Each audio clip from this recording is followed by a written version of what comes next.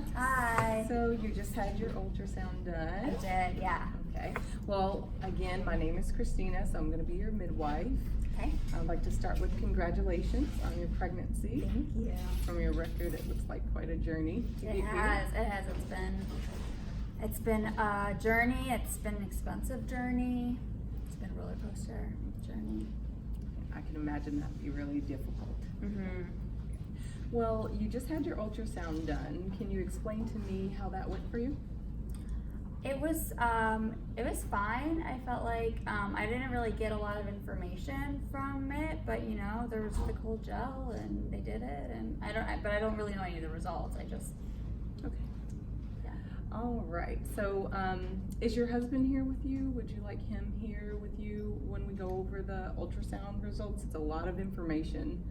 Oh no, he is working. We couldn't make it happen today, so this is fine. Okay. Well, there's some concerns that I wanted to talk about with the ultrasound. Is it okay if we talk about it now? Some concerns. Yeah, no, we can do that. Okay. Well, again, congratulations on your baby. So there's nothing wrong with the baby in your uterus, but we also examine the sides of your uterus where your ovaries are, and there was a mass that was identified on your ultrasound. Okay. I know that's a lot, like what does this mean? But when masses are found by the ovaries or on the ovaries, it's typically during pregnancy, because if you can imagine, that was pretty invasive ultrasound you had with that wand and all. So they get a really good look at those areas. So we don't know what type of mass that is. And being that I'm a midwife, I'm gonna probably have to direct you to a doctor, but one of the physicians here at the practice. But just things to expect, just so they can examine the mass a little bit better, to give you a better understanding of what's going on. They could do another ultrasound like that, so they can look at the mass a little bit closer. They could do a Doppler, and there's other procedures. Have you heard of an MRI? Yeah, but there's other things that they could do, but they, you know, it will depend on what they see when they do the ultrasound again. I could imagine they would want to do that again and do a Doppler study, which is a form of ultrasound again. What would that tell you that you didn't already see from the last ultrasound? So it can tell you a little bit more about the features of the mass. So is it fluid filled? Is it solid? Does it have blood vasculature going to it, and things like that, like details about the mass a little bit more. Okay, so can I still have a midwife? Like what's... Of course, we can collaborate care. I plan on staying with you if you will keep me as your midwife. I would love to be involved with your care. Okay, and so I'm just like trying to figure out like if this, like, what is the best thing it could be and what is the worst thing it could be? Like, is this a cancer thing or what? Like, usually masses aren't good. Yeah, so. Usually they're not, but sometimes they're benign, which means that there's no concern, right?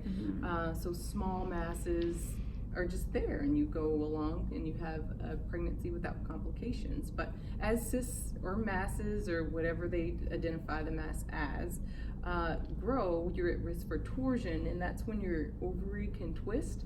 But if you're having symptoms like severe abdominal pain, nausea, vomiting, those are things that you could look out for that are different from morning symptoms. Because if you're having morning sickness, it's usually you're having the nausea and things like that. There's usually no severe pain associated with it. So like, how is that going to affect my baby? Like, I can stay pregnant this whole time? You can. There's treatment options that can be done that are safe, proven to be safe in pregnancy. There have been no recorded bad outcomes whenever women had to get treated for issues with their ovaries and they were pregnant. But of course, if there's things that they have to do, the doctor can talk with you more about those things. But I can tell you about masses, ovarian masses. A small percentage of them can be found cancerous, because you asked about the worst case scenario. A torsion is a pretty serious event, and then of course cancer is a pretty big diagnosis as well. So there is still a chance it could be that, but again, there needs to be more studies to figure out what that actually is. Well, so when do I have to see this other doctor? When, like, is that something I can do now, or do I have to, like, just how emergent is this? How concerned should I be in terms of, like, when I see the next person and, like, things I have to do? It's just, there's already so many appointments and.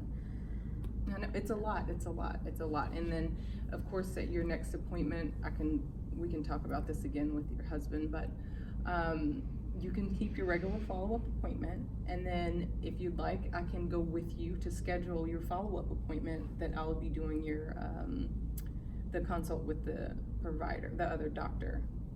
Wait, so we're gonna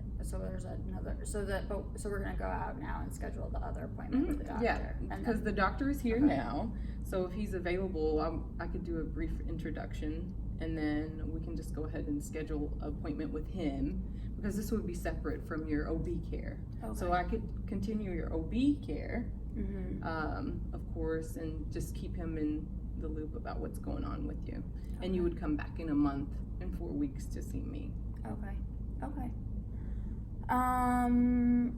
All right, well, I guess we should do that. I guess I don't really know what to think about the other thing, but I guess we just need to know more. So, it's just bodies.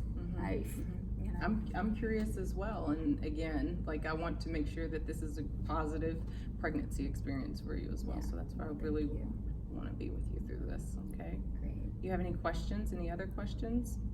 No, it's just a lot, and I think probably like I can maybe email you or something if I have questions later.